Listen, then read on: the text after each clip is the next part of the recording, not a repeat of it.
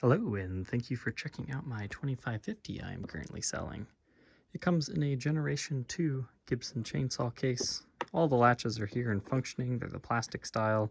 This one's got a little bit of life left to it. You can definitely tell it might break if you're not careful with it. But as long as you latch it properly and then push down, you're not going to have issues with these. The reason why these break is people don't fully secure them, and then they hammer around them and then they break. So just be deliberate with them, and they're not as bad as people say. I actually really like them. But anyways, into our guitar. This is a beautiful example. It's got an awesome neck. It's in great condition. Yeah, you can make the argument it's not the nicest top in the world, but it's actually got some nice bird's eye figuring if you take your pick guard off. And it's got some decent movement to it. So it looks pretty plain in most photos, but in person, it's actually got quite a bit of movement. But we'll just kind of detail the condition. You can kind of see like some light pitting scratches. Like I just polished this up. So don't expect those to go away. I'm not quite sure what it is. It almost looks like somebody tried to polish it and then they didn't fully get everything off. I'm not sure. But the top just has some of that going on pretty much all over when you get it in the light just right. I did not notice any giant dings in it or anything. Just a couple of small ones. And then there's like a small ding right there. Again, you can't really tell unless you're looking for it. The gold is in phenomenal condition. Hardly anywhere at all. You got some light scratching to it, but very clean. That's original tailpiece and bridge setup here, TP6. Coil split works, pickups are perfectly fine. That's very common on this model for them to die.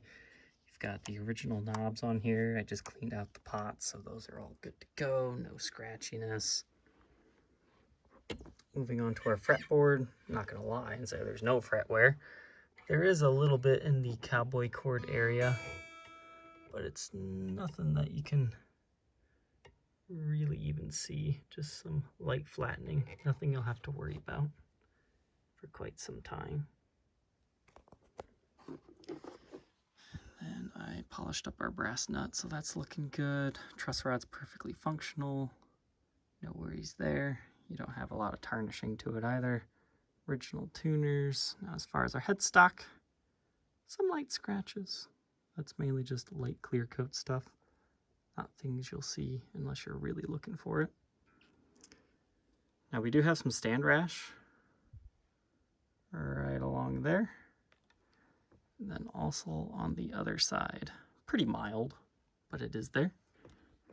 Same thing is true down here by like an A-frame stand. You've got a little bit of rash there. It also goes up onto the back of the binding.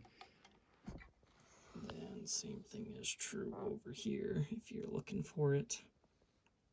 And then on that same side, there is a ding on the side. Must have ran up against a cymbal or something. But that's probably the worst ding on this entire guitar. It's got mild marks elsewhere. Yeah, maybe there's a little bit of finish irregularities there, but it blacklights even. Over here you have your typical shrinkage around the neck. I did notice a small finish check right there. Is it a crack? Highly doubt it. Is it ever going to cause you issues? No, but I believe in full disclosure, so I've done my job there. Now the back. Oh yeah, this is a good one. Story of this one, it's been in my collection for about 2 years now, but it's unfortunately become redundant because I found one that has a lower serial number and I just need to sell some things off in general.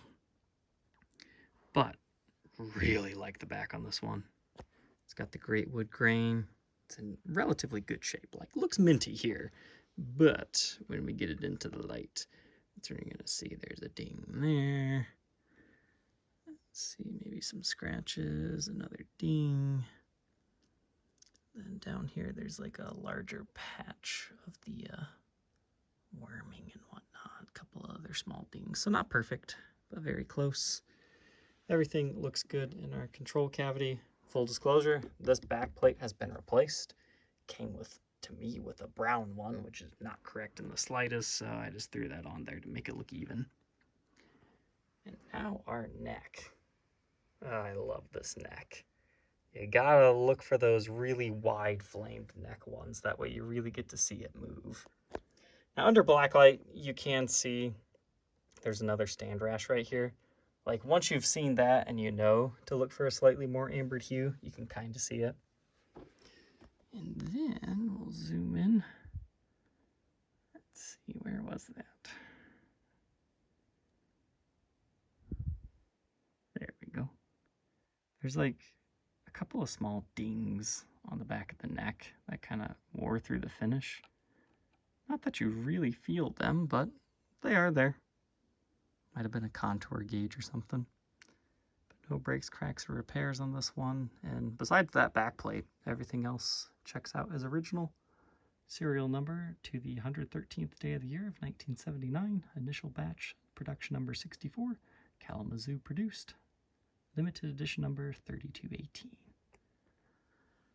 And as a free little bonus here, I am including a replica 2550 anniversary belt buckle.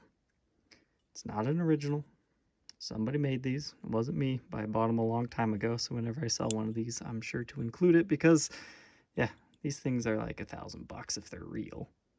But a nice replica, nonetheless.